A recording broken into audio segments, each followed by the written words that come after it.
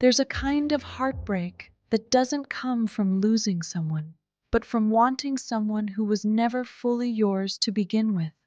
You know the feeling. You meet someone who gives you just enough attention, just enough warmth, just enough hope to keep you holding on. But when you reach for something deeper, they pull away, they turn vague, they become distant, they disappear and return only when it suits them. And you tell yourself, if I could just love them better, maybe they would finally stay. But no matter what you give, you end up in the same place, feeling unseen, unmet, unprioritized. Hi, I'm Kelly, and today I want to take you into the truth behind this pattern. Not the surface level psychology, but the deeper, quieter reason you're drawn to people who cannot give you the closeness you crave.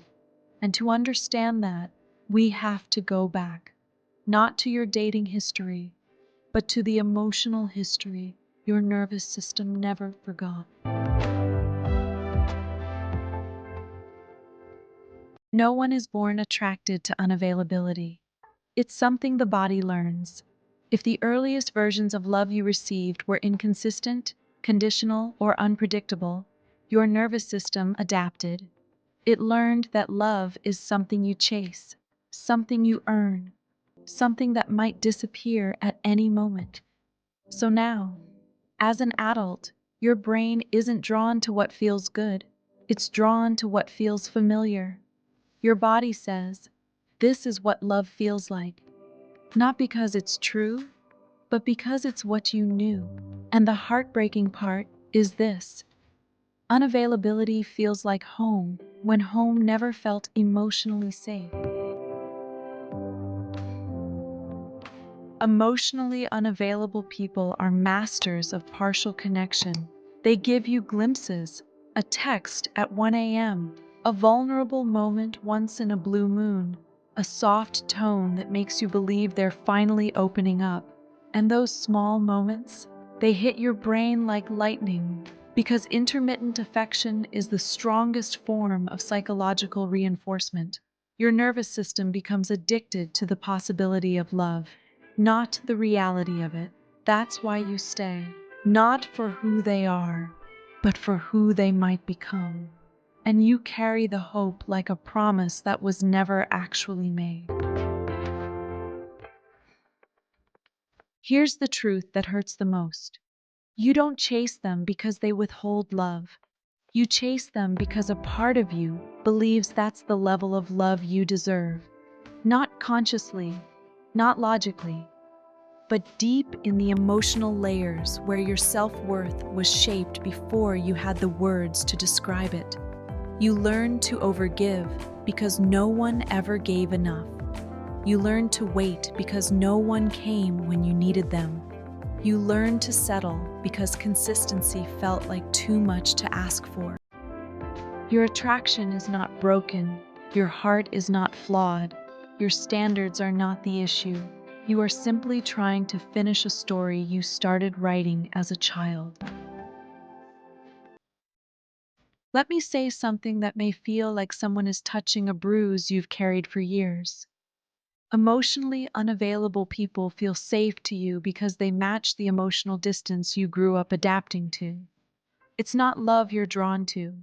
It's the familiar ache of longing. Longing feels like connection when actual connection feels foreign. So when you meet someone healthy, someone open, present, emotionally attuned, your body doesn't say, yes, this is love. It says, this is different. This is unfamiliar. I don't know how to be here. And unfamiliar feels threatening even when it's good. There is a version of you, younger, smaller, quieter, who learned to love people who could not love her back. Not because you were unworthy of love, but because emotional closeness was never modeled for her.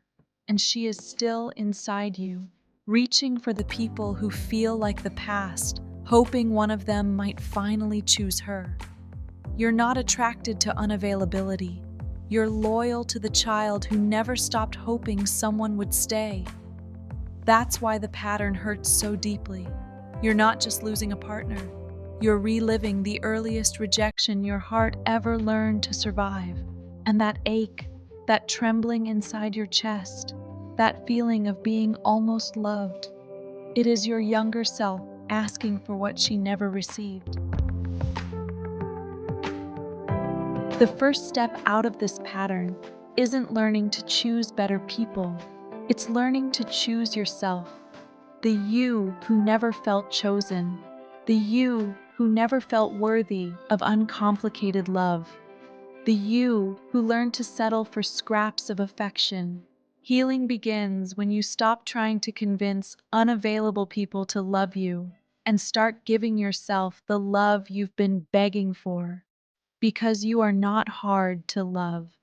You were just taught to love people who weren't capable of staying. If this touched something inside you, like the video, subscribe to the channel, and tell me in the comments, does this explain my attraction? I'll see you in the next one.